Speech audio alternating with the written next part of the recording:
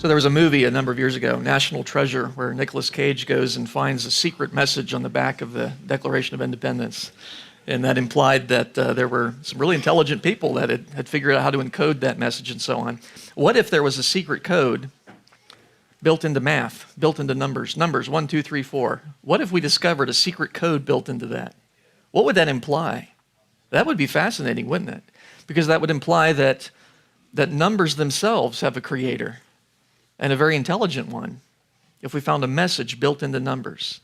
And in fact, there is a code built into numbers. And it's absolutely amazing. It's mind-blowing. And this was discovered in the 1980s. So this is relatively recent. People have been using numbers for thousands of years.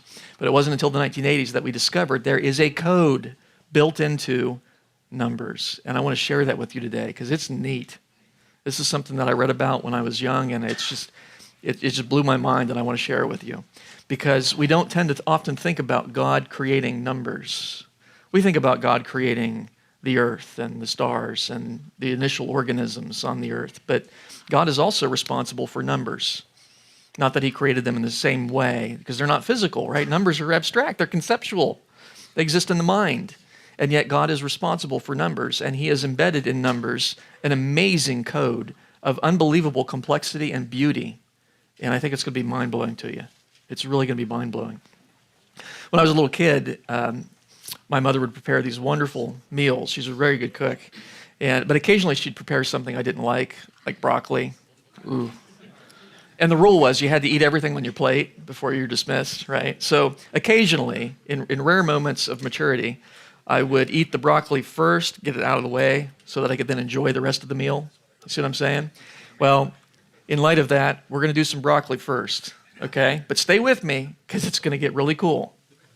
Okay, so we're going to have to talk about sets. We're going to have to do a little bit of math here. And you'll see a set is just a collection of elements with a common defined property.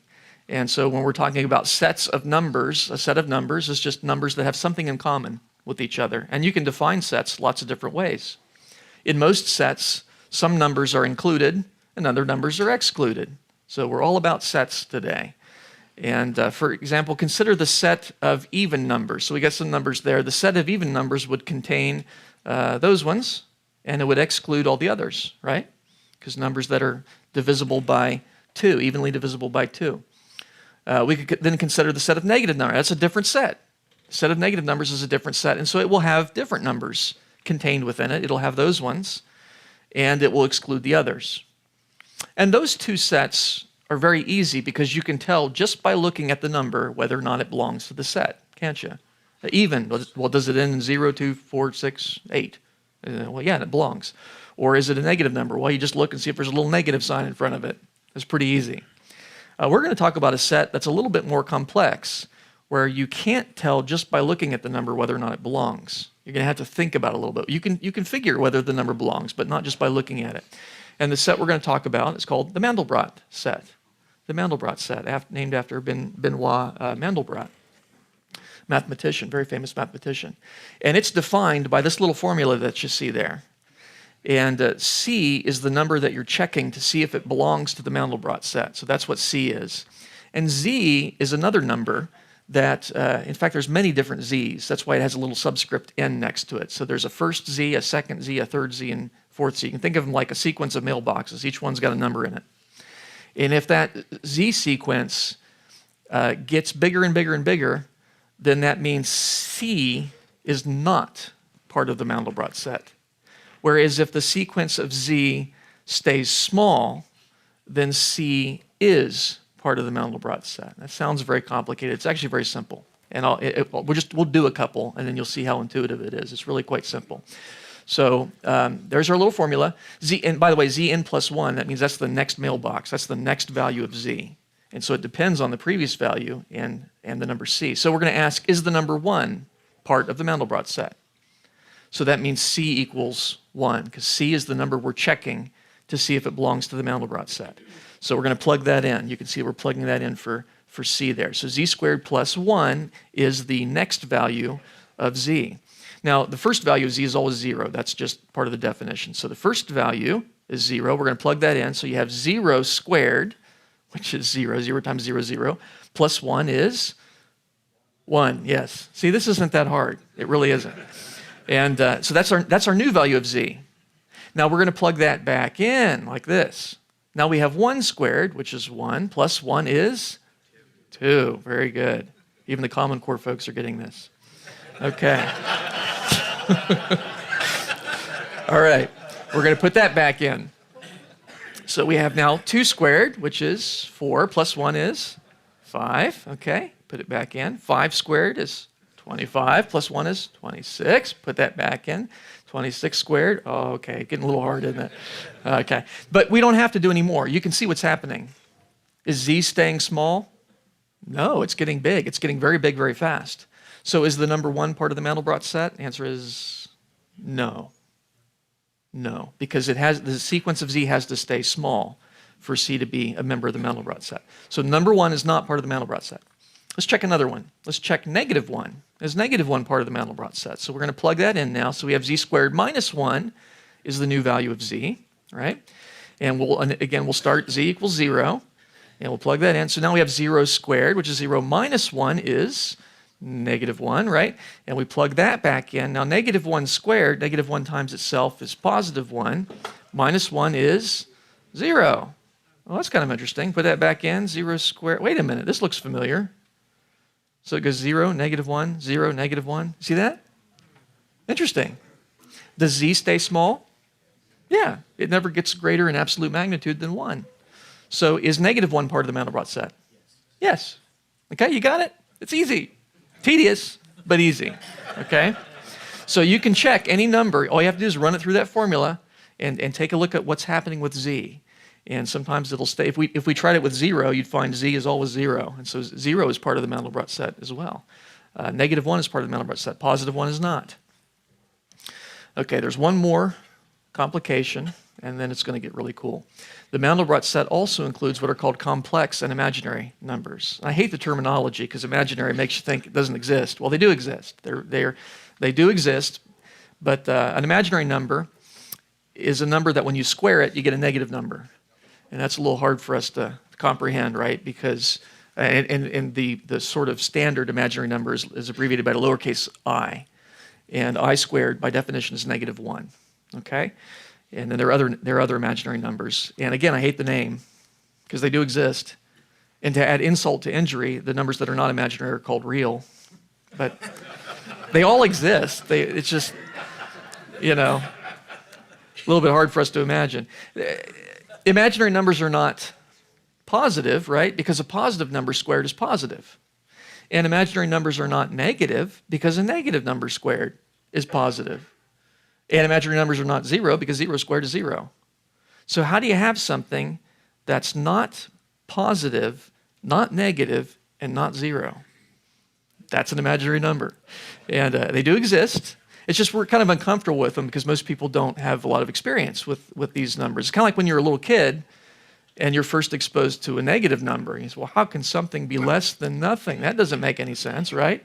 Then you get a little bit older, you get a bank account, suddenly negative numbers make a lot of sense, right? Yeah. Well, it's the same way with the imaginary numbers. They do exist. It's just that most of us never really use them. How do we think about a number that's not positive, not negative, and not 0? Well, one way to think about it would be to consider a number line. So you have, on the number line, you have 0 there in the middle. You have positive numbers to the right of 0. You have negative numbers to the left of 0. Where are you going to put I? How about above 0, like that? Oh, that makes sense, right? It's not positive. It's not to the right of 0. It's not negative. It's not to the left of 0, but it's also not 0. It's off axis. And so you can think of the imaginary numbers as being on a different axis than the real numbers. And that is a very common way that mathematicians will express these numbers. And you can multiply the imaginary number I, which is the same. It's the same distance from 0 as 1. Okay, and remember, I squared is negative 1. And you can multiply that imaginary number by any real number, and you get all these other imaginary numbers, you see. And so that generates that axis. You can also have complex numbers. They're called complex because they have a real part and an imaginary part. And they're off axis. And by convention, the real part we plot that's their x-coordinate, and the imaginary part is their y-coordinate. And so this is very useful in mathematics to talk about these complex numbers, because even though it's one number, you can represent it as a point on a plane. And that's kind of neat. So you can actually make some graphs and things that way. So those are complex numbers and imaginary numbers. They're off-axis. And what we're going to do then is make a map of the Mandelbrot set, because it was kind of tedious going through that and checking that, but computers are great at doing tedious things. They can do math very quickly over and over. And what we'll do is we'll make a map of which points belong to the Mandelbrot set and which points don't. And that way, we won't have to run through that formula. We can just look at the map then and say, okay, that number, it does belong, and that number doesn't. So for example, numbers that do belong to the Mandelbrot set, we'll color those black. We checked -1, we found it did belong to the Mandelbrot set, right, because z remains small, right? And if we checked 0, we'd find it also belongs to the Mandelbrot set. If we checked other points, we'd find that all these points belong to the Mandelbrot set as well, just as examples, had we checked them. And then for points that do not belong to the Mandelbrot set, we'll color those red. Okay, and we checked 1. Remember, we found that 1, the sequence of z got really big. And so that means it's not part of the Mandelbrot set. Had we checked some of these other numbers, we'd find that they do not belong to the Mandelbrot set as well. Now, what's fascinating is that the shape here that emerges, this map of the Mandelbrot set, turns out to be something that's not simple at all. You might think, well, it'll be a circle or something. You can tell it's not, though, even right there. But as we have the computer check more and more points, we get a complete map of the Mandelbrot set. And the map that we get looks like this. It's surprisingly complicated and rather beautiful. And so, again, what we're having here, it's just a map of which points belong. Black means they belong to the Mandelbrot set. Color means they don't. And I shaded the colors so that if the sequence of z gets really big really fast, I made it kind of a dark color. So the points that are real far away from the Mandelbrot set. Whereas if z gets big, but it does so slowly, then I colored it like a brighter color like yellow. So the points that don't belong are shaded. The points that do belong, those are all black. Just by convention, that's the way they do it. The colors are arbitrary. I could have picked any color I wanted to, except just by convention, the points that do belong are always colored black by convention. And so now I don't have to go through and run through that formula. The computer's done it for me. I can look and say, does 1/2 I belong to the Mandelbrot set? The answer is yes, it does. You can see it's black. Okay? And you can see the number 0 belongs. You can see the number 1 doesn't, and so on and so forth. And so I'm going to remove that grid, because what's interesting is this shape. It turns out this map of which points belong to the Mandelbrot set turns out to be just wonderful. It's remarkably complex and beautiful and surprising. No one was expecting this to exist in the world of math, but there it is. And it is a fascinating shape. You have sort of, there's sort of 3 types of shapes that stand out, at least to my eyes. There's the largest shape, which is called a cardioid. That's kind of that heart-shaped feature. And then growing off of that are a bunch of circles, and they are perfect circles. And then growing off of that are other circles and these little tendrils that kind of, like little lightning bolts that grow away from it. Now, the main shape, the cardioid, is what you get when you take one circle and you roll it around another circle, keeping your pencil on one point on the main circle. That's a cardioid, and you can see that is the exact shape of the main part of the Mandelbrot set. Nobody was expecting that, but there it is. And then all the other shapes are either perfect circles or these little lightning bolt wisps that kind of stem away from it. Now, if we can actually zoom in, thanks to the power of computing technology, we can zoom in on various sections of the Mandelbrot set and see what it looks like. And so we find, for example, if we zoom in on this upper tendril there, you can see that it branches off. That circle has another circle on top of it, which has another circle on top of it, and it grows into this little sort of little tree there, where it has 2 branches on it and a trunk, so 3 total. So it branches off into 3. You see that? 3 branches. And if you look at the next one to the left, it branches off into 5. Can you count that, including the trunk, including the stem? 1, 2, 3, 4, 5. The next one is 7, 9, 11, 13, 15, 17. All of the odd numbers. Isn't that interesting? Each one has 2 more tendrils than the previous one. That's interesting. Nobody was expecting that. And if we go to the right side, we find all the numbers, evens and odds. And so 3, 4, 5, 6, 7, 8. Interesting, all the way down to infinity. And on the left side, we have all the odds, all the way down to odd infinity, apparently. Interesting. And so apparently the Mandelbrot set somehow knows how to count. That's kind of fascinating. And all we're doing is looking at a map of which points belong, and yet it turns out these structures are remarkable.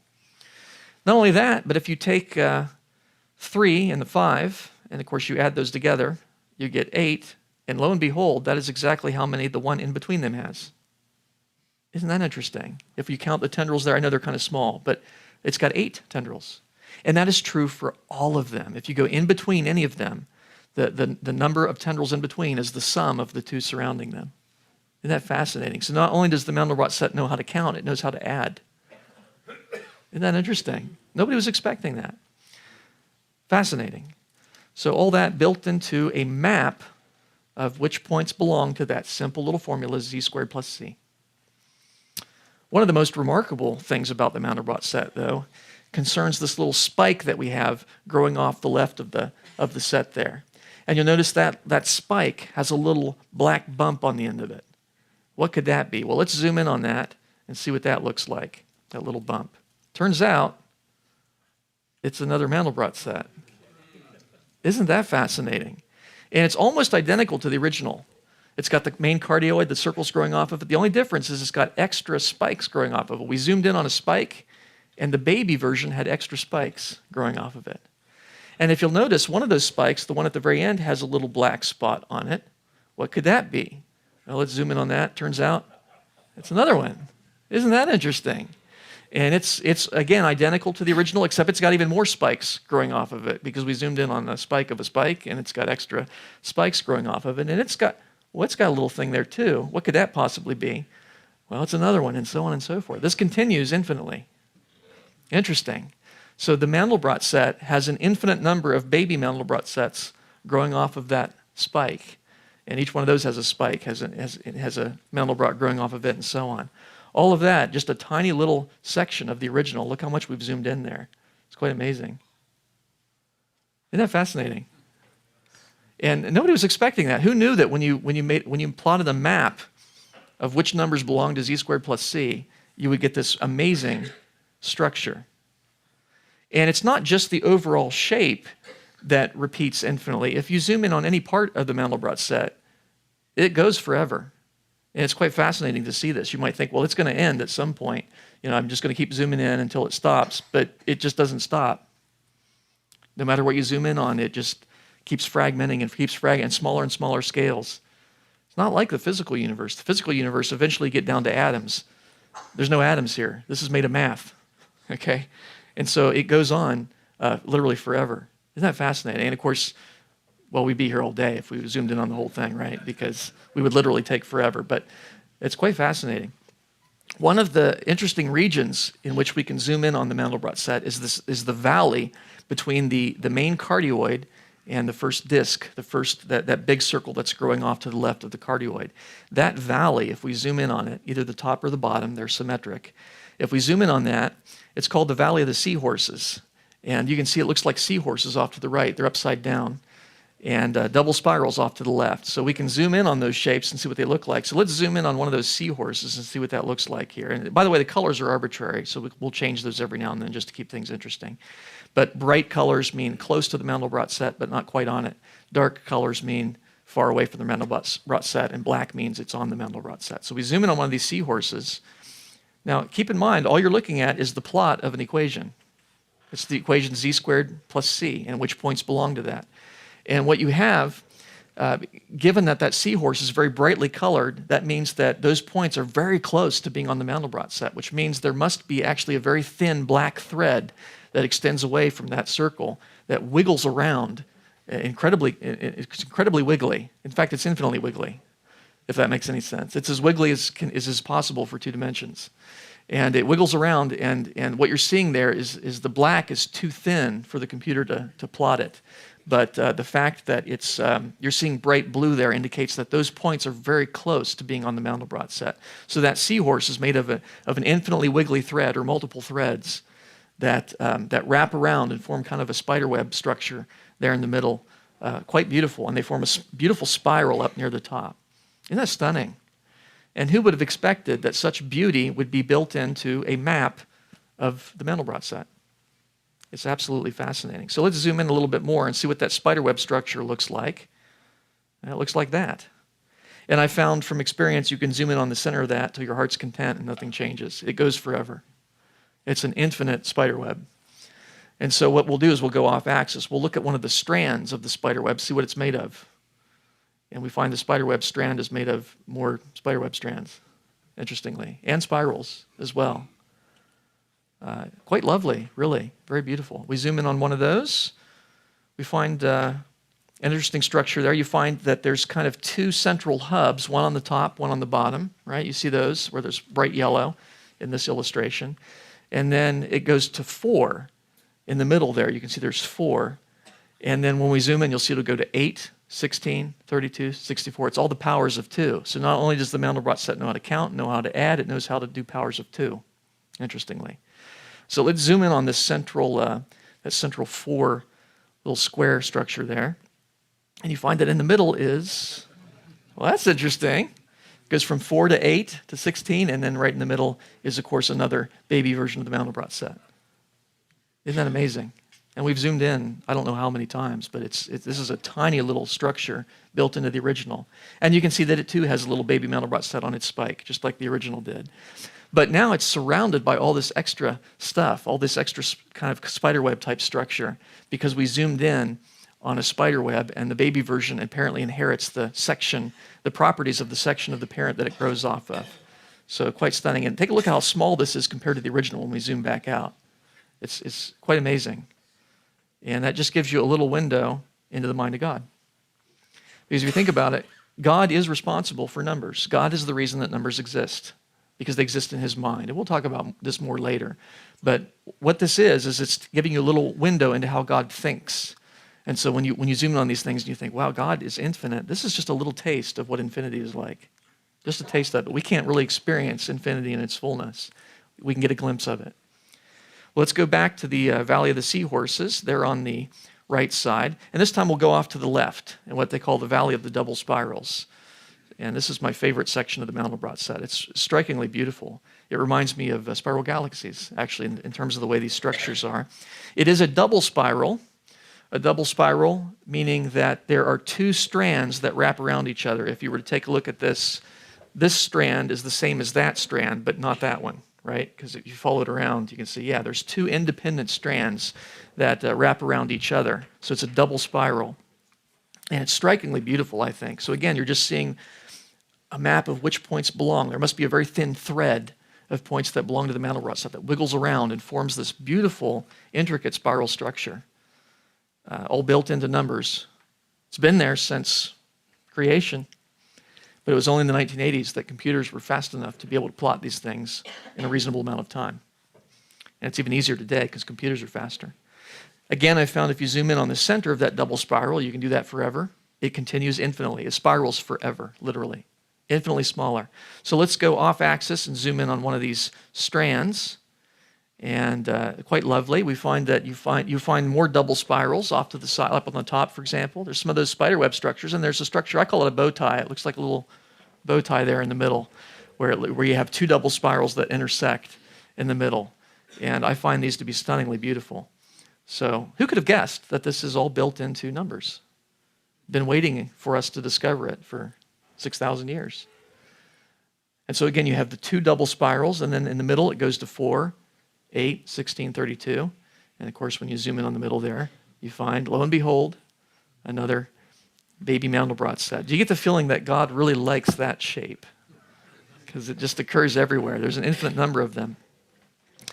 And again, it's identical to the original, except, of course, it's rotated around. Have you noticed this one's backwards compared to the original? Because we zoomed in on a spiral, and so it got rotated around. And also, we have double spirals growing off of it. And you can see the 8 primary ones there, and then there's 16 inside that, and 32 inside that. All the powers of 2, all the way up to infinity, amazingly. And of course, it's got a little baby on its spike as well, as they all do. So not only does the Mandelbrot contain an infinite number of copies of itself, but each of those copies has an infinite number of copies as well. Because if you think about it, this also has a Valley of Seahorses, doesn't it? I could zoom in on it, and so on. So it just gives you a little glimpse into the infinite mind of God. One other valley that's interesting to zoom in on is the one on the where the cardioid, the main cusp of the cardioid, and we call this the Valley of the Elephants, and you'll see why when we zoom in here. Mathematicians like to give names to these different sections, and Valley of the Elephants. It looks like elephants marching one after the next, doesn't it? And their mirror image as if they're hanging from the ceiling, going along that way. But we'll go to the bottom row. It reminded me of elephants in a circus. They're like standing on a ball, right? Because each one of those circles has one elephant growing off of it, doesn't it? And there's an infinite number of them. They go all the way to infinity into that cusp. So each circle, one elephant balancing on it, as if a circus elephant. We can zoom in on the trunk of one of these elephants, and you can see the trunk wraps infinitely, actually. It wraps around itself, and it's quite lovely. And again, you can zoom in on the center of that forever. It continues infinitely, gets smaller and smaller to an infinitesimal scale. So we'll go off axis and look at the structure on the side. We find, again, it looks like kind of elephant-like structures. There's some bow ties there, too, if we zoom in on one of those. There's one of those bow tie shapes, but now they're single spirals. Yeah,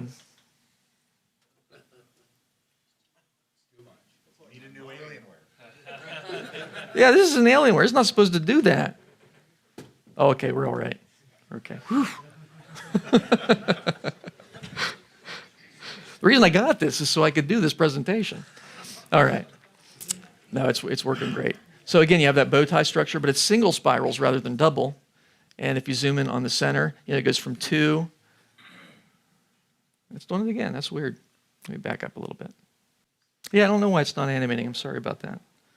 But anyway, that's what you get to when you get to the center. And you get this beautiful baby Mandelbrot that's surrounded by all this lovely structure. Isn't that stunning? And all built into this shape. It's just a plot of which numbers belong to the Mandelbrot set, z squared plus c. Seems very simple, and yet God has built incredible beauty into math. That's remarkable. All that, just a map of that formula, which numbers c remain, for which the sequence of z remains small. That's all there is to it. And so that got me thinking, what happens if we explore other formulas? I mean, this shape itself, you understand, you could spend the rest of your life studying this and you would only scratch the surface because it's infinitely complex. And it's just one equation. That tells us something about the mind of God. I found that if I change c, if I make it like half c or 2c or minus c, all it does is change the shape. It'll flip it around or make it bigger or smaller. You still get the Mandelbrot set. What if I change z squared, though, to something else? What if I try z cubed? What do I get? Well, it turns out you get a different shape. Now we've got another object to study. And is it complex like the Mandelbrot? Well, let's find out. Let's take a look at this shape. They call this a multibrot because it's a multiple of the Mandelbrot set. And so this is z cubed plus c. Those are the points in black, are the points that belong to that formula when you run it through that iteration. And you notice what's happened here. Everything's gone up by 1. Because remember, the Mandelbrot set had the cardioid, which has 1 cusp, and the rest of it's round. Now the main shape has 2 cusps, one on the left, one on the right. And the Mandelbrot set had perfect circles growing on them, which have no cusps, and now they have cardioids growing off of them, which have 1 cusp. Everything's gone up by 1. The main shape there, with the 2 lobes, that's called a nephroid, and that's what happens when you take a circle that's half the size of the other one and you roll it around like that. That's a nephroid. And you can see that is exactly the shape that is produced when we have z cubed plus c. Why? Nobody knows. I'm sure there's a reason, a very good mathematical reason. We have yet to discover it.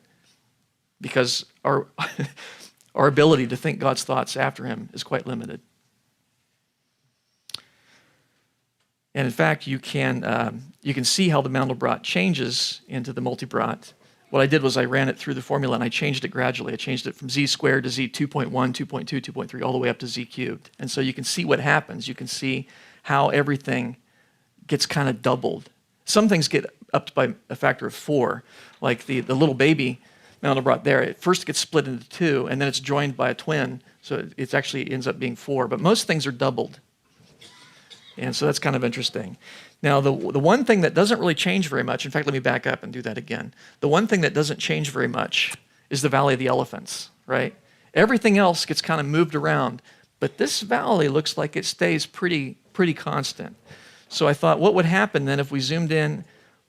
Does this shape also have a Valley of the Elephants? Well, let's find out. Let's zoom in on it. See what we find. Lo and behold, we find elephants. How about that? But you notice before we had circles and we had one elephant growing off of each circle. Now we have cardioids, and there's 2 elephants growing off of each one. So the elephants have doubled. Before we had an infinite number of elephants, and now we have twice that many. Simmer on that for a while. So there you go. Each cardioid now has 2 elephants growing off of it. Isn't that amazing? So, and we can zoom in on the trunk of one of these elephants and see what happens. You're going to get the bow tie structures, you think? Let's find out. The bow ties have become 3. They've gained a spiral, right? Instead of just 2 spirals intersecting, they have 3 now. And lo and behold, what do you find in the center there? First of all, it goes from 3 to 9 to 27 and so on. It's all the powers of 3 now instead of the powers of 2. And you zoom in on the center one, and sure enough, you get the basic shape. You get the nephroid with the cardioids growing off of it. So it's a fractal as well. Anything like this that repeats infinitely is called a fractal. A fractal is something where the overall shape is repeated on smaller and smaller scales. And so we've just explored 2 different fractals now. Kind of amazing. So that's what happens when you have z cubed plus c. What happens if you do z to the 4th? Well, you get that. Everything goes up when you have one other cusp now, you see. And z to the 5th. Z to the 5th gives you a 4, if I back up a second, z to the 4th gives you kind of a 3-fold symmetry. Z to the 5th gives you a 4-fold symmetry. Z to the 6th gives you a 5-fold symmetry. And so it occurred to me if I made z to the 7th, I could get snowflakes. 6-fold symmetry. And when you zoom in on this, do you get snowflakes? Absolutely. You zoom in on portions of it, you get these beautiful snowflake structures. So it's also fractal. Isn't that fascinating? I also tried negative powers. What happens when you try z to the negative 2? Now, the interesting thing about this, remember, black are points that do belong, and colored are points that don't. And so what happens is now almost the entire universe belongs. The black is outside now. It's inverted because it's a negative power, you see. And so now most of the universe belongs to that set. It's these points in the middle that don't. And if I zoom in on these are fascinating because it produces kind of like a pebble-like structure that I think are remarkably beautiful. Isn't that interesting? And if we zoom in on that, what do we find? Pebbles upon pebbles of stunning beauty. Does it repeat infinitely? Well, let's zoom in here. Absolutely. It goes on forever and ever and ever with the pebbles of smaller and smaller scales. It's not like the physical universe where you get down to atoms and then they're just spheres. Here, it goes on literally forever. You could zoom in on that for the rest of your life. So that's z to the negative 2. What happens if you do z to the negative 3? You get that. Z to the negative 4, you get that. Z to the negative 5. Again, there's a progression there. And so there's another type of snowflake that you can get. So isn't that fascinating? All we're doing is looking at maps of which points belong to that little formula, and changing the formula doesn't just gives you new shapes. So what does all this mean? I mean, are we just looking at pretty shapes here? What does all it mean? Well, my question is, what causes this beauty in fractals? Where does it come from? How do we account for it? How do we make sense of it?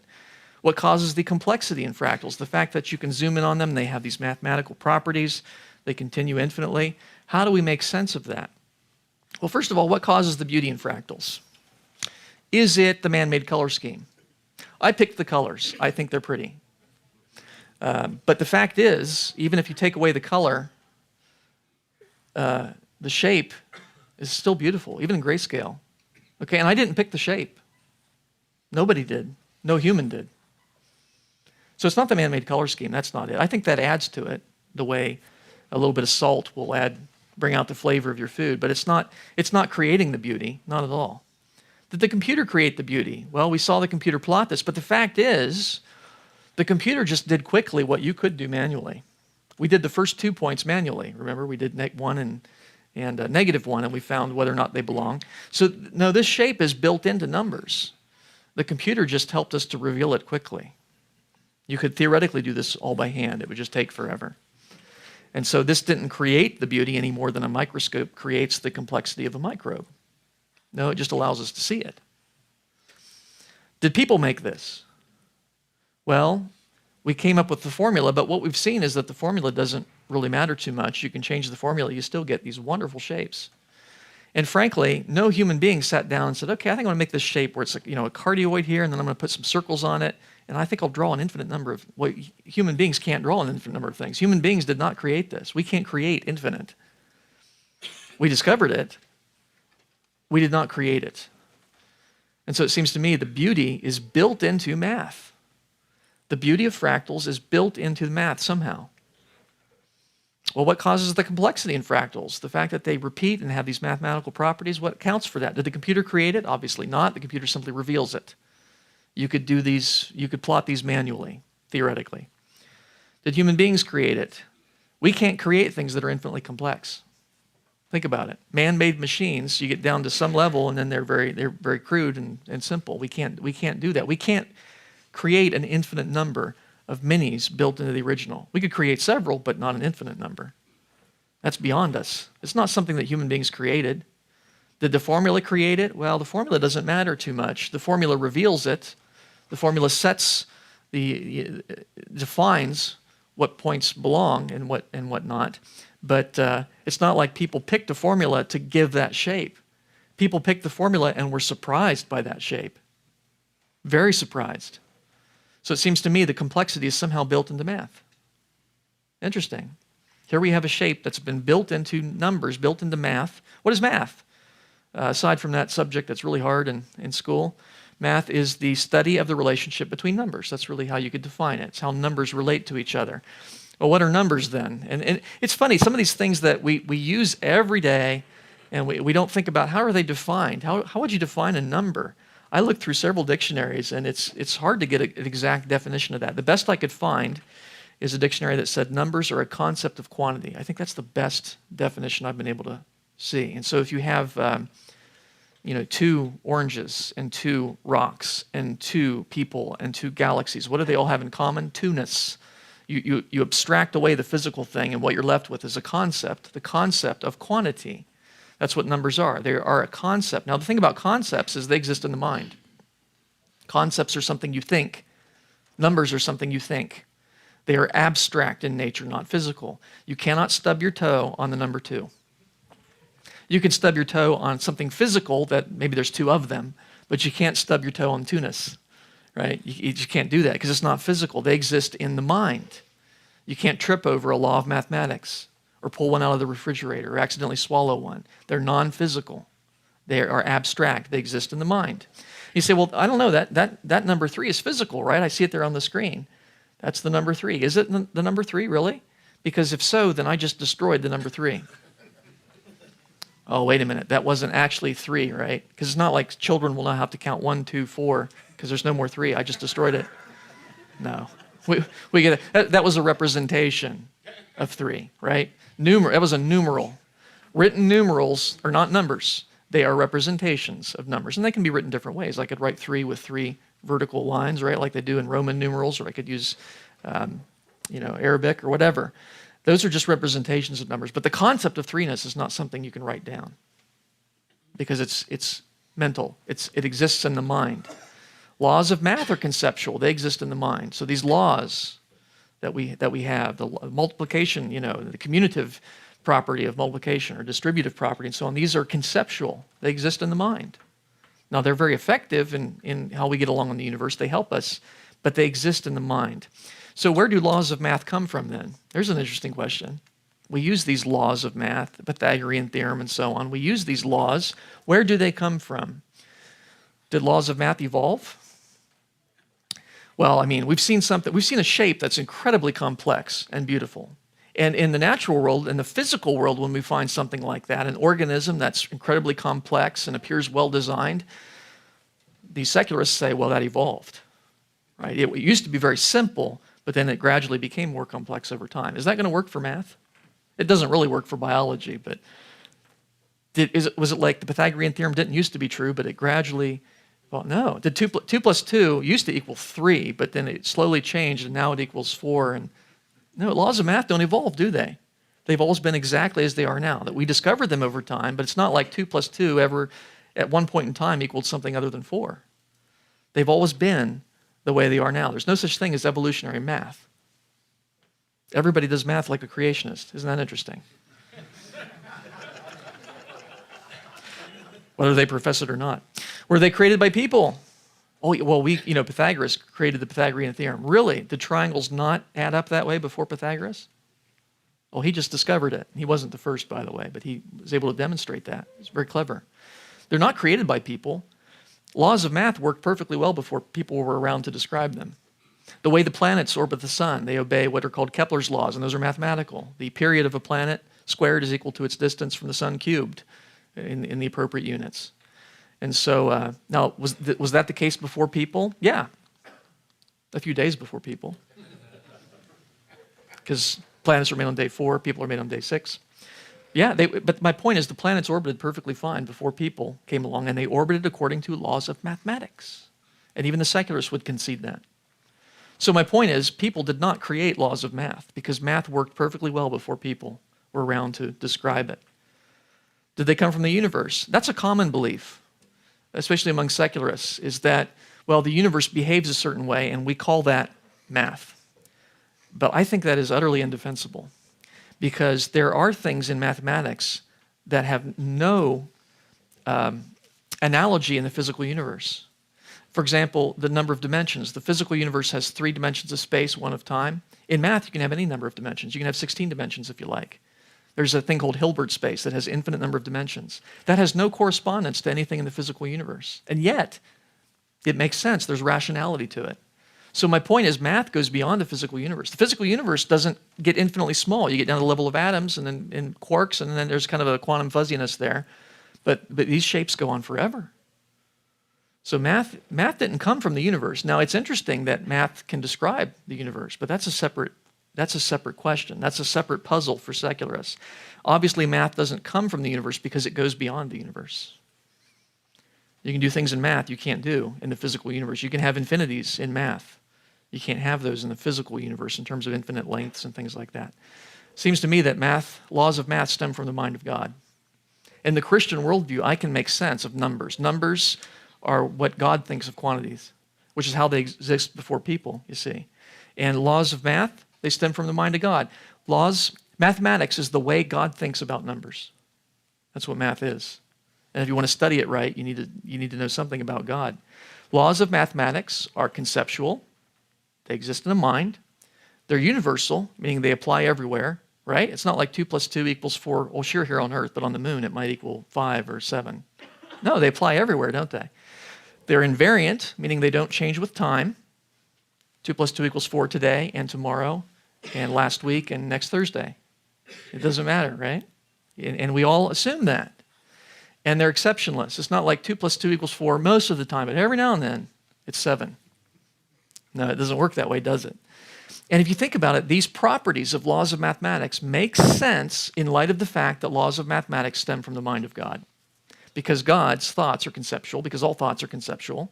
So naturally, laws of mathematics would be conceptual. They would be universal because God is omnipresent. He is sovereign over all creation. He's everywhere. And so his thinking will govern correct thinking everywhere in the universe. God does not change with time. Therefore, laws of mathematics will not change with time. The way God thinks about numbers today is the way he thought about numbers yesterday and the way he will always think about numbers because God does not change. And laws of mathematics have no exceptions because God is sovereign over everything. And so they cannot defy their creator that way. They can't. And so I would argue that the Christian worldview can make sense of fractals. We can make sense that mathematics has beauty built into it and complexity built into it. We can make sense of laws of mathematics and the reason that they are universal and invariant and exceptionless. That all stems from the nature of God. The Christian worldview can account for this. The naturalist has a problem. Somebody who believes that nature's all that there is. He's got a problem because on the one hand, laws of mathematics are conceptual. They exist in the mind. You can't stub your toe on a law of math. Accidentally swallow one. You can't do that. They're non-physical. On the other hand, laws of mathematics existed before people. So on the one hand, they're a product of the mind. On the other hand, they existed before human minds. But you see, in the secular view, human minds are the first, unless there's aliens or something out there, right? And even then, the mathematics would exist before them, because the universe is governed by mathematical laws. And so the naturalist has a real problem on his hands. He's got to account for laws of math that are conceptual, and yet he doesn't have a mind beyond people to appeal to. That's a problem. But in the Christian worldview, it makes perfect sense, because we understand there's a mind beyond people, the mind of God, that is sovereign over the entire universe. I can make sense of laws of mathematics and their properties. The secularists can't. There are also physical fractals. This is kind of interesting. Now, the perfect fractals we've discussed that repeat infinitely, those are only found in mathematics. Mathematics goes on forever. The physical world, you zoom in so much and you get to the level of atoms and things stop being fractal. But nonetheless, the physical world contains things that are approximate fractals. They repeat many times, just not infinitely times. Okay? And so let's take a look at some of these. Fractals in the physical world. One that you're very familiar with in Nebraska, the snowflake. Yeah. And these little gems from heaven that we get angry at and shovel them off our car, but they're quite stunningly beautiful when you take a look at them on the microscopic scale. They are fractal in the sense that that same basic pattern repeats. Maybe not exactly, but you can zoom in, you still get the six-fold symmetry due to the nature of the water molecule and so on. So snow has a fractal shape to it. It really does. That stuff that grows on your windows. I always thought this was amazing when I was a kid, and frankly, I still think it's amazing. These beautiful patterns that will form on your window when the humidity is right and the temperature is right. It's a fractal pattern. You zoom in on it, it branches and it branches into branches and so on. And so and it's quite lovely. And ferns are fractal because you have a stem and it has growing off the side stems, which have growing off the sides of those stems, which have growing off the side, and so on. And it repeats on smaller and smaller scales. The overall fern looks similar to any section of it. That is a fractal. I even found fractal broccoli, so I guess broccoli is good for something after all. So there you go. It's called Romanesco broccoli. And you zoom in on it, you see it's these cone shapes, but the cones are made of smaller cones, which are made of smaller cones, which are made of smaller cones. And so that is a fractal, interestingly. So the way coastlines are, the way they divide, the way the rivers branch and branch into branches and branch into branches of branches, the way the coastline is fractal. Mountaintops, the way they split is fractal, the way they branch into branches and so on. Clouds have a fractal nature to them. Am I looking at the entire sky? Am I zoomed in on one very small part of the sky? Hard to tell, because the same kind of patterns repeat on smaller and smaller scales. The way lightning branches is fractal, because you have the main bolt and it branches into smaller bolts, which branch into smaller bolts, and so on. And so lightning does have that fractal property to it.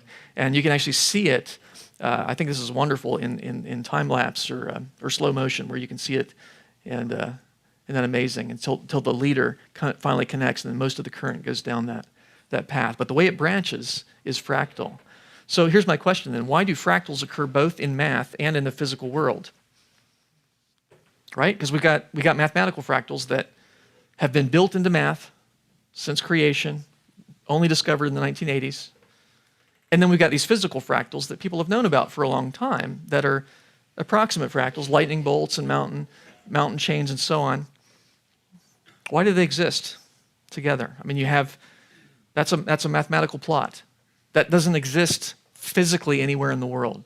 That's a multibrot. It's z to the 7th plus c. And yet, that does exist in the physical world. We've got a lot of them outside right now.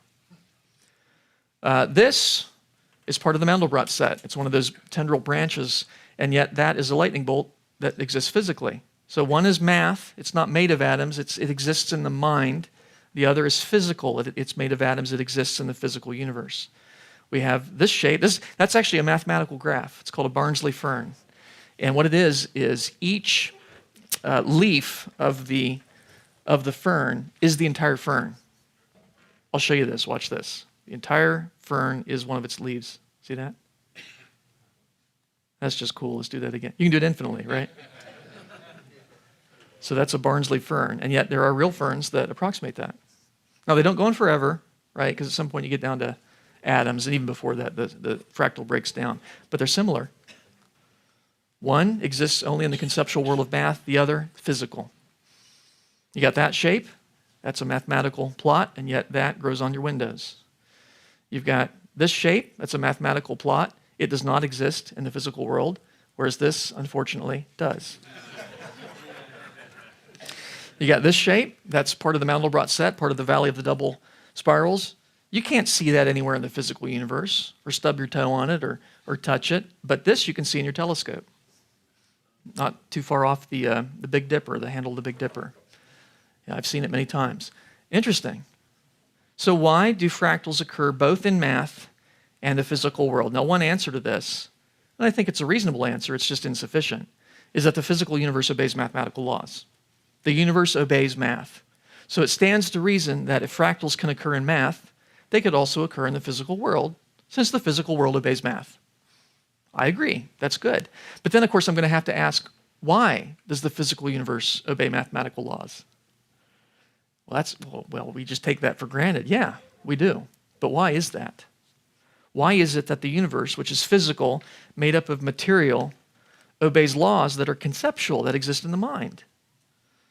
How is that possible? Well, in the Christian worldview, it makes sense, because mathematics is a reflection of the way God thinks, and whose mind is in control of the universe? God's.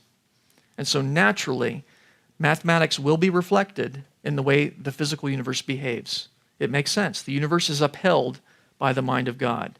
God upholds all things by the word of his power. And so the way God controls the universe will be mathematical because God thinks mathematically. So yes, the universe will obey math. But I would argue that the secular worldview can't answer that. Human behavior. What's that? Human behavior. Human behavior? How does it fit this? Does it? Can it? Part of the mind of God. Well, God does control us, but he's given us freedom of choice. So we're free to sin, right? And the physical universe doesn't have that option. The physical universe has no option but to obey God. But it is fallen. That's true. But nonetheless, it still obeys him perfectly. God cursed it, and it was cursed according to the way that he intended. So yeah, I think we can make sense of human behavior in the Christian worldview, because in our worldview, the physical universe is not the whole ball of wax. There's more to reality than the physical universe. There's the spiritual world as well. And in terms of the way our spirit interacts with the physical world, it's called the mind-body problem. That's an interesting issue. I'm not going to get into that, except to say that in the Christian worldview, we can make sense of the fact that we have a mind. There's something beyond, there's something more to us than simply our atoms. Isn't that right? We have a spirit. And so in the Christian worldview, the physical universe is not the only thing. There's more to reality than the physical universe. There's God as well. But I'm going to argue that the secular worldview can't make sense of why the physical universe obeys mathematical laws. Why frankly, why the laws of mathematics have the properties that they do. Why is it that laws of math are universal? And frankly, how could you possibly know that? How do you know that laws of mathematics work in the Andromeda Galaxy? You've never been there, and yet we all assume that. Every astronomer I've ever met assumes that the laws of math work the same in the distant universe as it does here. And I would argue it makes sense in the Christian worldview, because God's sovereign over the Andromeda Galaxy just as he's sovereign over the earth. And so that makes sense. Why is the universe compelled to obey math? Well, in the Christian worldview, it's because the universe is controlled by the mind of God, and God thinks mathematically. Yeah. But in the secular worldview, there's no explanation for this. You don't believe me? Dr. Eugene Wigner, who was a brilliant physicist, I believe he was a Nobel Prize winner, wrote a wonderful article entitled "The Unreasonable Effectiveness of Mathematics in the Natural Sciences," in which he attempts to answer this question: why is it that the physical universe obeys these conceptual mathematical laws? Why is that? And it's a wonderful read. And by the way, I'm not making fun of this guy. He is brilliant. He really is. But my point is, he's not thinking as a Christian. And so what does he come up with? He says, well, it's difficult to avoid the impression that a miracle confronts us here, or the two miracles of the existence of laws of nature and the human mind's capacity to divine them. He says it's weird enough, it's miraculous enough that there are laws of nature that are expressed mathematically. And what's even more strange is that the human mind, which I suppose in his view is just a chemical accident, has the ability to discover those laws of nature. And they're congenial to our understanding. And some of them are very simple, like F equals ma. Well, that's nice and convenient, isn't it? I mean, God couldn't have made that simpler. E equals mc squared. Why squared rather than 2.73651? Squared. It's perfect too. It's as if the universe was made to be understood, at least partly. And he says it's difficult to avoid the impression that two miracles confront us here. The existence of laws of nature, which are mathematical in nature, and the human mind's, the ability of the human mind to extract some of those, to discover those. So what is his conclusion? What does he come up with? Here's his conclusion. The miracle of the appropriateness of the language of mathematics for the formulation of laws of physics is a wonderful gift which we neither understand nor deserve. Isn't that interesting? And I have great respect for him for admitting that in the secular worldview, he cannot account for why there are laws of mathematics, why they exist, and why the universe obeys them, and frankly, why the human mind is able to extract them and understand them. So, and I agree that there is no solution in the secular worldview. But in the Christian worldview, it makes perfect sense, doesn't it? Because we have a mind that is sovereign over all nature. It's sovereign over concepts like mathematics, and it's sovereign over the physical universe as well. And that's the mind of God. So I can account for the success of science in my worldview. I can account for fractals. That's not to say that I understand everything about them. I don't. They're infinite. But I have a worldview in which they can exist, and it makes sense that we can have things like fractals. So we've seen that beauty, tremendous beauty of infinite complexity is built into numbers. Amazing. Revealed when we plot them by these little formulas.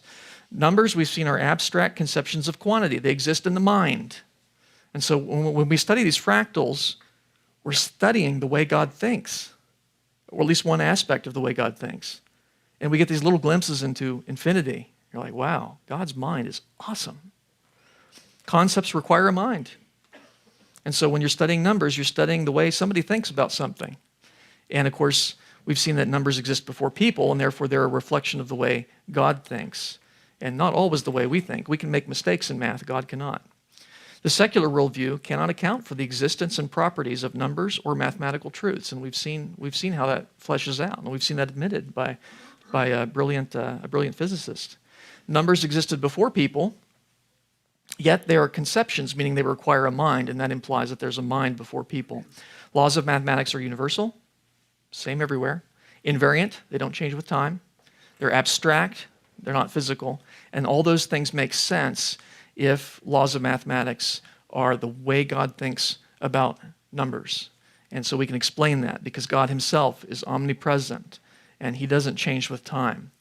And he is, of course, his thinking is abstract. He himself is non-material. So, of course, we can have non-material things that exist in the Christian worldview.